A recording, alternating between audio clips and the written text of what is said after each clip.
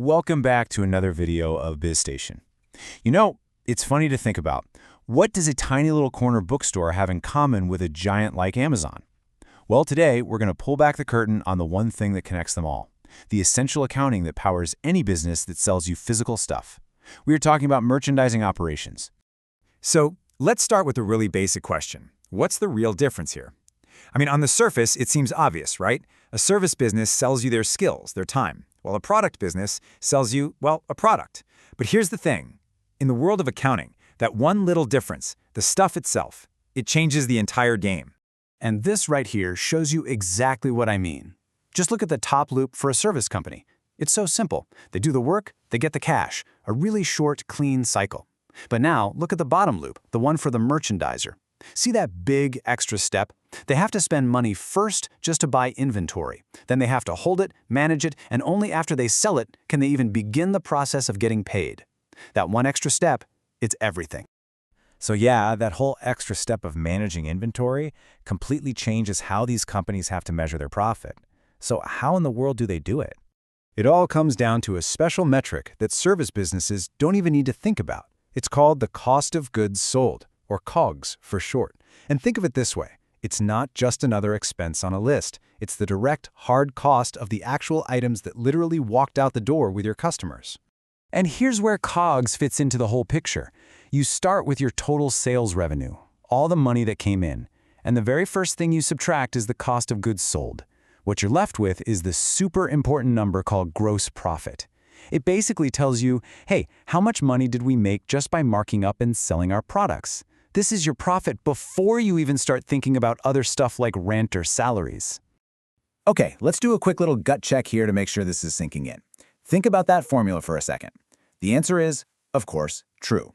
That simple equation, sales minus COGS equals gross profit, that is the absolute bedrock of how a merchandising business understands its own success.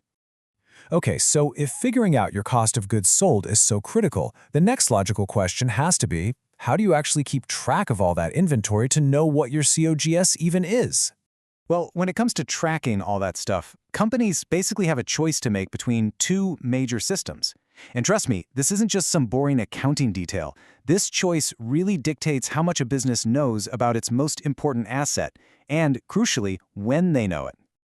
All right, here's the breakdown. The perpetual system, think of it like a live video feed of your warehouse. Every single time an item is bought or sold, bang, the system updates in real time. The periodic system, on the other hand, is more like taking a single photograph. You're not tracking every little movement. Instead, you just do a big physical count at the end of the month or year to figure out what you've got left.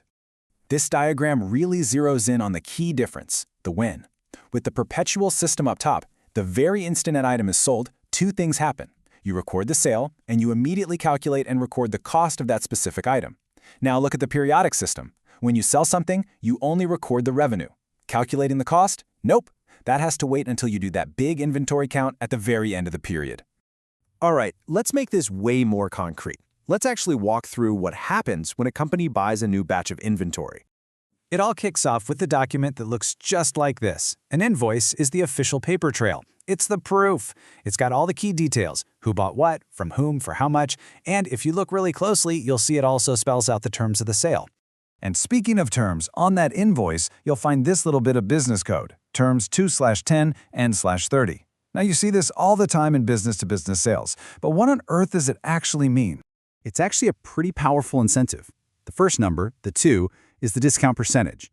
The second number, the 10, is how many days you have to pay to get that discount.